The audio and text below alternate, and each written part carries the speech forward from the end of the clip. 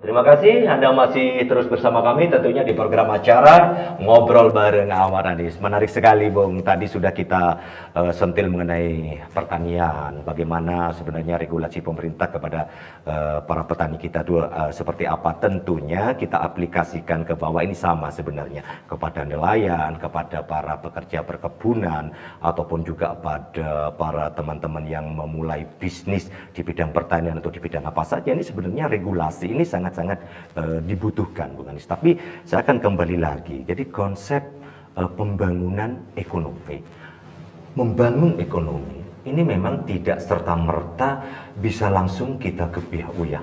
Semuanya perlu porsi masing-masing. Semuanya perlu kebijakan masing-masing. Birokrat di sini, birokrasi di sini sangat berperan penting. Mau seperti apa Jember ini ke depan? Kalau menurut Bung Anies sendiri, konsep pembangunan ekonomi seperti kita contohkan seperti pertanian tadi, dengan berbagai aspek kehidupan sosial masyarakat, pemerintah atau birokrasi, tata kelolanya seperti apa sebenarnya? Apakah ini bottom up ataukah bottom down? Dari bawah ke atas atau dari atas ke bawah? Atau kalau kita berbicara tentang sebuah demokrasi, apakah kita ketemu di tengah-tengah dengan sesuatu hal yang bisa kita bicarakan dan bisa konsultasikan? Seperti apa Bung Anies? Iya, jadi kalau kita berbicara tentang pembangunan ekonomi, maka tentu itu tidak terlepas dengan peran daripada birokrasi, karena ini menyangkut regulasi. Maka tentu ya menguatkan birokrasi itu sesuatu yang tidak bisa kita abaikan. Itu sebuah keniscayaan dalam pemerintahannya, karena pemerintah ini kan memegang hajat hidup orang banyak ya. Maka ketika dia memegang hajat hidup orang banyak, harus dipastikan organisasi daripada birokrasi itu berjalan dengan sistematis, berjalan dengan baik ya.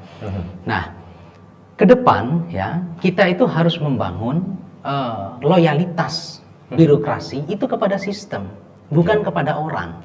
Itu seringkali saya sampaikan. Kenapa? Karena begini, kalau birokrasi, ya dalam hal ini ASN, aparatur sipil negara, itu loyal kepada bupati sebagai orang, bukan sebagai lembaga, ya. Usia bupati itu kan cuma 5 tahun. Betul. Kalau kemudian dia terpilih kembali, ya, dia diperpanjang pada 5 tahun berikutnya, kan cuma itu. Setelah itu, ya, ini akan menjadi api dalam sekam. Ya.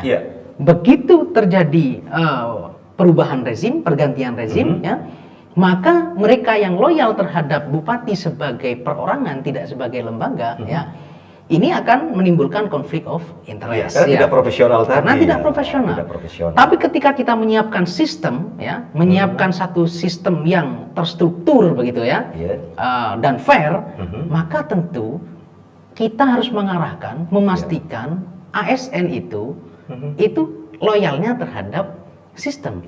Ketika dia loyal terhadap sistem, maka siapapun bupatinya, ya, mekanisme organisasi ini akan berjalan dengan baik. Setuju itu. Mekanisme itu akan berjalan dengan baik. Artinya begini. Siapapun orangnya yang duduk di situ ataupun siapapun bupatinya, sistem terus akan tetap berjalan. Jadi mereka yang akan menduduki posisi tertentu, ya, itu bukan karena persoalan like-dislike dari seorang pimpinan bupati, tapi karena proses seleksi daripada sebuah sistem, gitu ya. Maka di situ tidak ada lagi yang namanya konflik of interest. Siapapun ya, ASN dalam hal ini aparatur sipil negara itu yang ingin terapresiasi, ya dia harus membangun prestasi. Sehingga ketika dia berprestasi, ya tidak harus menunggu pergantian bupati untuk naik jabatan. Betul. Studi kelayakan Mas ya. Tiap-tiap pejabat itu jadi tidak memburu jabatan semata, tapi mereka lebih mengutamakan kemampuan dirinya untuk cocok umpamanya di bidang ini atau di bagian apa, kan seperti itu ya. Tapi menurut Mas Anies sendiri, Bung Anies sendiri, sekarang ini kan marak nih. Sekarang marak pembangunan ekonomi masyarakat Jember sudah didengung-dengungkan. Tentunya hasilnya nanti akan mengerucut bagaimana masyarakat yang di bawah.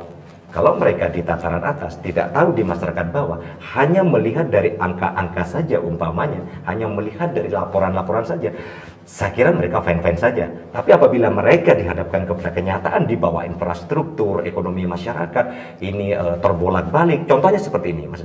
Lebih penting manakah pembangunan ekonomi masyarakat dengan infrastruktur harus didahulukan yang mana? Ya, jadi pembangunan ekonomi dengan infrastruktur itu sesuatu yang tidak bisa dipisahkan ya. Ya. Karena pembangunan ekonomi itu ya, itu terkait dengan pembangunan infrastruktur. Ya. Infrastruktur ini bagian daripada pembangunan ekonomi sebetulnya Ya. ya. Nah, kalau kita berbicara pembangunan ekonomi ya, itu tentu ada ukurannya. Ukuran pembangunan ekonomi itu apa? Pertumbuhan ekonomi. Ya. Kalau kita berbicara pertumbuhan ekonomi, berarti kita berbicara tentang peningkatan kapasitas produksi masyarakat per kapita. Ya, betul. Ya.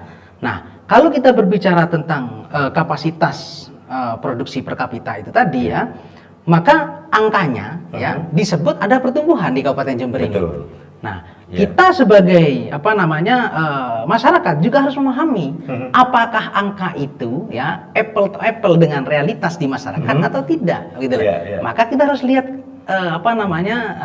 koefisien gininya ya, Ya, ya. Gini rasionya. Gini rasionya. Nah, Oke. ketika gini rasionya itu ya menjauh dari kurva nol ya, Ya. tentu itu menunjukkan kesenjangan. Betul. Artinya apa? Pembangunan ekonomi yang sedang berjalan ini tidak berpihak kepada masyarakat. Dan tidak merata. Tidak merata. Ini Ya. justru dinikmati oleh segelintir orang Ya. saja. Nah, Bung Anies, sebentar, segelintir orang. Di Jember, adakah kapitalis? kalau kita melihat angka ya rasio Gini yang diumumkan oleh pemerintah, itu fakta yang tidak bisa kita abaikan ya, Ya. bahwa kesenjangan itu nyata ada di Kabupaten Jember itu. Nyata ya. Ya, Hanya kesenjangan. segelintir orang ya yang menikmati. Jadi ya. bukan hanya kesenjangan, saya melihatnya itu sebagai sebuah gap begitu ya. Terlalu jauh. berarti Terlalu ya? jauh Terlalu jaraknya, terlalu Oke. jauh jaraknya. Oke. Kalau ibarat kompetisi ini sudah beda kelas ya. Beda kelas, Itu. ya. Dan ini akan mempengaruhi pola Betul. pikir masyarakat tentang semuanya akan terpengaruh. Kesehatan, pendidikan, apabila kesenjangan ekonomi ini terlalu jauh, bahkan mereka saja yang akan menikmati hasil-hasil pembangunan dan mampu membeli dari hasil-hasil pembangunan. Tapi kalau menurut Mas Anies sendiri, apakah nantinya di Jember ini bagaimana caranya, terutama ekonomi ini menyangkut dengan linear ya, segaris dengan yang namanya lowongan pekerjaan. Iya. Apapun yang dilakukan oleh masyarakat dimanapun di dunia ini, kalau tidak tersedia lapangan pekerjaan, jangan harap pertumbuhan ekonomi di negaranya akan baik. Mas Anies, saya lihat 100.000 lowongan kerja. Wow, bagi saya amazing, luar biasa. Tapi yang perlu kita perdalam nih, ini bukan hal yang asal gambar saja, asal tulis saja. Ini saya kepingin tahu lebih detail. 100.000, bukan sedikit Bung Anies. Di Jember, kalau sudah tersedia 100.000 kurang lebih, insya Allah peningkatan ekonomi masyarakat ini akan bisa meningkat. Iya. Silakan. Jadi angka 100.000 itu bisa kita lihat dari dua sisi ya. Iya. Yang pertama dari sisi pesimistis, yang kedua dari sisi optimistis begitu kira-kira. Iya. Nah, sebagai pemimpin ya, kita itu tugasnya kan tidak hanya membangun infrastruktur, Iya. tapi membangun optimistis masyarakat. Optimisme masyarakat ini juga Secara harus kita mental bangun. ya. Ketika kita melihatnya dalam perspektif yang optimis, maka angka 100.000 itu kecil. Seperti itu. Kenapa? Karena penduduk kita ini jumlahnya sudah mencapai 2,7 jutaan, ya kurang lebih ya, Ya. sekitar 2,7 juta. Tapi kalau 100.000 itu hanya 100.000 berapa itu persen? sebetulnya angka Kecil kecil, sekali. ya. Ya, 5% lah seperti betul. itu. Kalau kemudian ya, Ya. kita melihat potensi ekonomi yang ada di Kabupaten Jember, itu sesuatu yang sama sekali tidak mustahil untuk bisa kita capai. Itu bukan nonsen ya? Bukan Bukan nonsen. omong kosong ya? Jadi seperti yang saya sampaikan tadi terkait Ya. dengan pembangunan ekonomi, ya, itu ukurannya adalah pertumbuhan. Ya. Pertumbuhan itu ya bisa kita lihat dari sisi distribusinya, ya, Ya. bagaimana kapasitas produksi per kapita. Nah, kalau kita bicara kapasitas produksi per kapita, maka modal dasar kita itu adalah sektor pertanian. Iya. Gitu loh. Kenapa? Karena mayoritas daripada penduduk Jember ini adalah petani. Petani, Maka oke. untuk meningkatkan kapasitas produksi per kapita itu, ya, kita harus mendorong sektor pertanian. Iya. Gitu loh. Karena itu sudah mayoritas. Iya, Ketika pertanian ini ya mengalami sebuah kemajuan yang luar biasa, maka multiplier efeknya itu akan kemana-mana. Berarti masyarakat menciptakan lowongan pekerjaannya sendiri, boleh dikatakan seperti itu? Bisa. Apabila seperti sektor pertanian, perdagangan dari arah atas ya, dari arah hulu ke hilir ini berjalan, bukan tidak mungkin tersedia lapangan kerja itu. Oh, sangat mungkin. Jadi begini, kalau saya ilustrasikan ya, kita Iya. bikin sedikit simulasi supaya masyarakat ini bisa paham Ya, kira-kira begitu betul, ya. ya. pembentukan lapangan pekerjaan itu bisa dilakukan dengan dua hal. Ya. Yang pertama dengan meningkatkan kapasitas produksi masyarakat melalui peningkatan keterampilan masyarakat. Yang kedua juga bisa melalui investasi. Ya. Datangnya investasi, ya, capital outflow itu, ya, itu akan dengan sendirinya menciptakan lapangan pekerjaan. Contoh misalkan, ya. Hadirnya industrialisasi tembakau di Kabupaten Jember, pabrik-pabrik misalnya datang, itu kan pasti akan menyerap tenaga kerja. Betul. Jadi kalau kita ambil contoh misalkan ya, datangnya Lipo saja di Jember, itu menyerap tenaga kerja hampir 1.000. Ya. Bayangkan ya, siapa yang tidak tahu dengan kapal api, siapa yang tidak tahu dengan Nescafe, ya, itu kan perusahaan-perusahaan dengan jumlah karyawan lebih daripada 10.000, ya, bahkan bisa 15 sampai 20.000. Nah, sedangkan kita tahu ya, produksi kopi itu ya, terbesar itu kan di Jember. Ini lagi booming nih.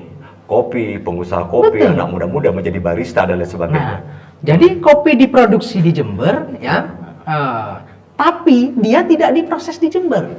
Justru diproses tempat lain. Di luar, kalau pemerintah ya bisa menghadirkan iklim investasi yang kondusif, ya, kemudian bisa memberikan pelayanan birokrasi yang welcome, seperti itu, tidak berbelit-belit, pasti akan banyak sekali investor yang tertarik untuk masuk Jember. Betul. Ketika investor masuk Jember, sebut saja, misalkan kapal api saja yang masuk, ya, itu akan lebih dari 10.000 karyawan yang dibutuhkan. Betul sekali. Belum lagi ketika kita bicara tembakau. Betul. Perusahaan-perusahaan rokok di Indonesia ini sangat kita adalah kelas impor besar, begitu, dan ekspor. Nah, itu rokok ini.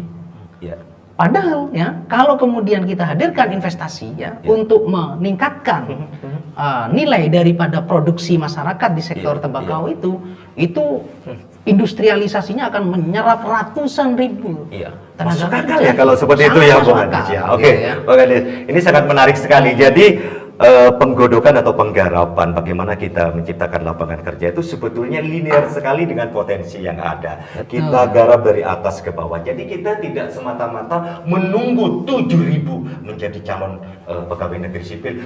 Tidak ada kata seperti itu lagi. Semuanya bisa menciptakan pekerjaan. Ada satu lagi, Mas Anang, yang menarik. Ya. Jadi setelah saya berkeliling ke sekian tempat itu, ada istilah menarik yang disampaikan oleh kawan-kawan kita dari etnik Madura itu ya.